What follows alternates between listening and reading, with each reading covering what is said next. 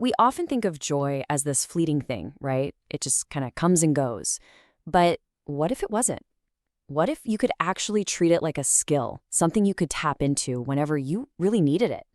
Well, today, that's exactly what we're diving into. We're exploring the joy mindset, a framework that really unpacks what's possible at the absolute highest levels of personal growth. So let's just sit with this question for a second.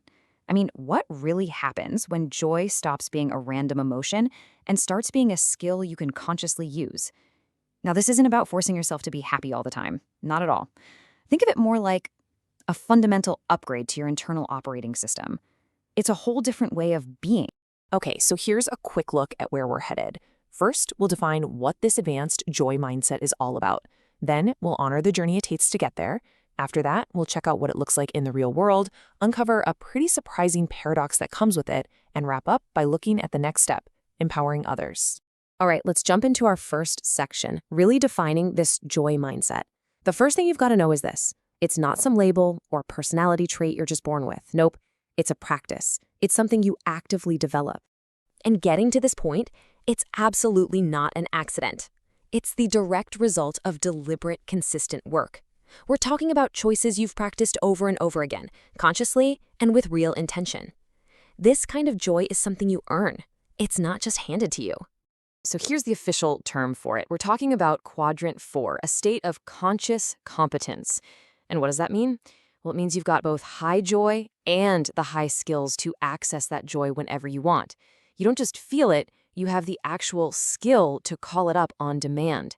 It's this incredible sweet spot where feeling and function meet. Now, obviously, you don't just wake up one day and find yourself here. Becoming consciously competent is a journey. And to really get what this state is all about, you have to look back and honor the path you traveled to arrive here. And this map really lays out that whole evolution perfectly.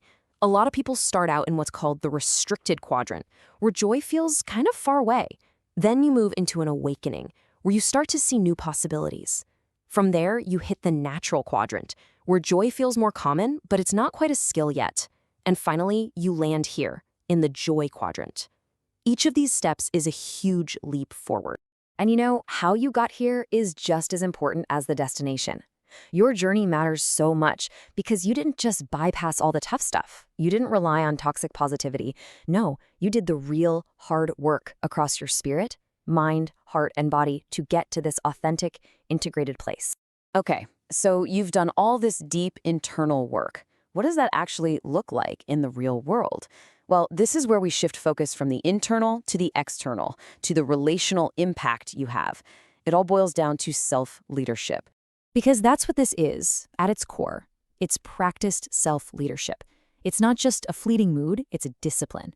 And just like any discipline you master, it starts to have this really profound effect on everything and everyone around you. So what does living in the joy mindset actually mean day to day? Well, it means you regulate yourself instead of just reacting to things. It means you start choosing alignment over approval, what's true for you over what other people want. You get really good at noticing when you're drifting and then course correcting early. And the big one, you lead yourself first before you even think about leading others. And this is where it gets really, really cool. Your influence becomes systemic. Because you're so regulated and aligned, people actually feel safer around you. Teams you're on, they stabilize faster. You can literally walk into a room and shift the energy without even opening your mouth. That's the power we're talking about here. Okay, but just when you think you've made it, this is where the story takes a twist. Reaching this level of conscious competence isn't the end of the road. It actually introduces a brand new challenge, a kind of high-level paradox that can sneak up on you if you're not paying attention.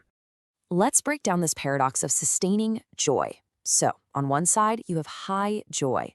But if you don't refine it, if you just let it run wild, it becomes overextension. You burn out. Then, on the other side, you have high skill. But if you stop tracking it, if you let it run on autopilot, it becomes unconscious again. You risk slipping back into old patterns and losing that edge you worked so hard to get. And this quote just nails it. Joy at this level isn't proven by how good it feels, but by how sustainably it's lived. Wow. So the game changes, right? It's not about chasing that intense high anymore. The real proof, the real mastery, is whether you can live this way sustainably, without crashing and burning. And that brings us to our final section, the next big evolution. Once you've figured out how to sustain this for yourself, the focus shifts again. You move from simply embodying joy to empowering others with it. This is your next evolution in leadership. So your core competency now becomes what we call joy-driven leadership and relational clarity. And what is that exactly? It's the ability to not only sustain your own joy, but to responsibly transfer it to others, creating these really clear, stable environments where people can actually flourish. And this chart really shows the shift you're making. You're moving from simply embodying your own joy to empowering joy in other people. And look at that critical little phrase at the end there, without abandoning yourself. This is so important. It's not about becoming a martyr. It's about leading from a place of fullness, not from a place of depletion. So, what are the next steps? How do you actually apply this? Well, it's about things like mentorship, boundary-honoring leadership, using your influence consciously, and having real practices that help you measure if you're truly in alignment. It's about action. And this is where we land. At this level, your joy isn't just a personal feeling anymore. It becomes a resource. It's influential. It can literally change the world around you. So we're left with one big question, and it's for you. Now that your joy is this powerful, how are you going to use it?